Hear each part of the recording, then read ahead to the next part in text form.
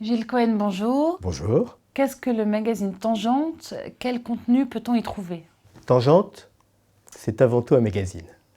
On n'y trouve pas des contenus scientifiques trop élaborés. C'est un magazine d'actualité, actualité des mathématiques, actualité de tout ce qui se rapporte aux mathématiques dans d'autres domaines.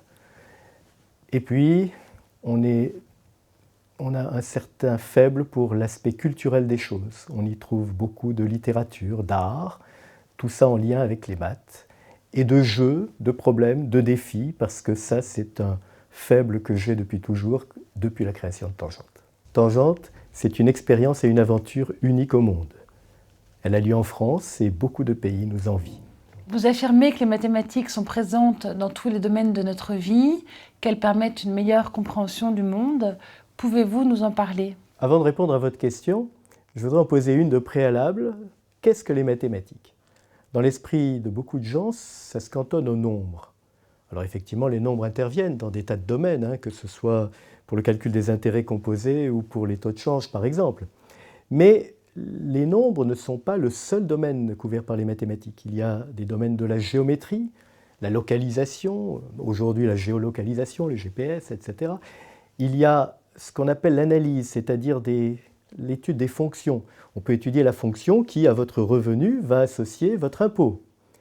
Il y a enfin tout un aspect de procédures qui sont utilisées dans l'informatique en particulier, qu'on appelle l'algorithmique. Alors, dans quel domaine les mathématiques interviennent?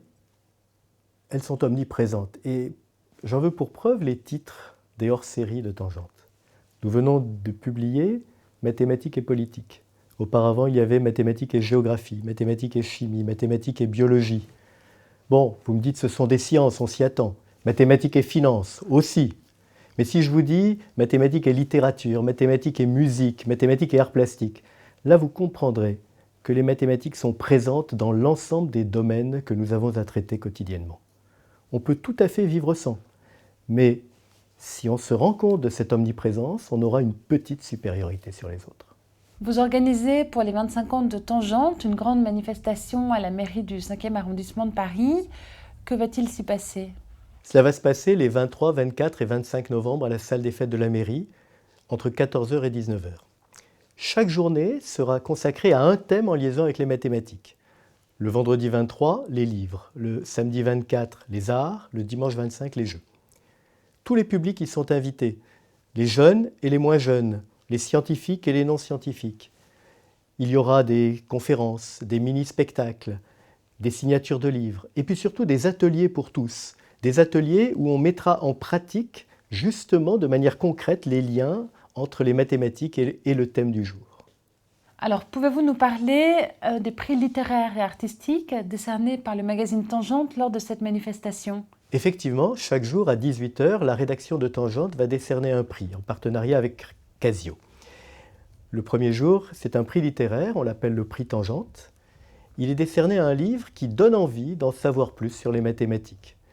Les nominés ont été désignés par les internautes et la rédaction a choisi le lauréat, dont je ne vous donne pas tout de suite le nom.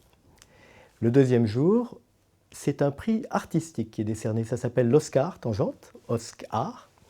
Et cette fois, il s'agit d'une œuvre d'art en relation avec les mathématiques sur un thème qui est fixé. Chaque année, il est différent.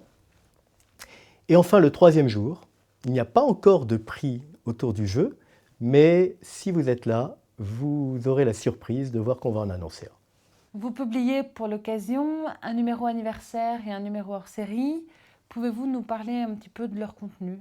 Alors effectivement, nous sortons le numéro 149, qui est le numéro de novembre, dans lequel un gros article est consacré aux 25 ans de Tangente et à une question que nous nous sommes posée, qui est « Que sera Tangente dans 25 ans ?»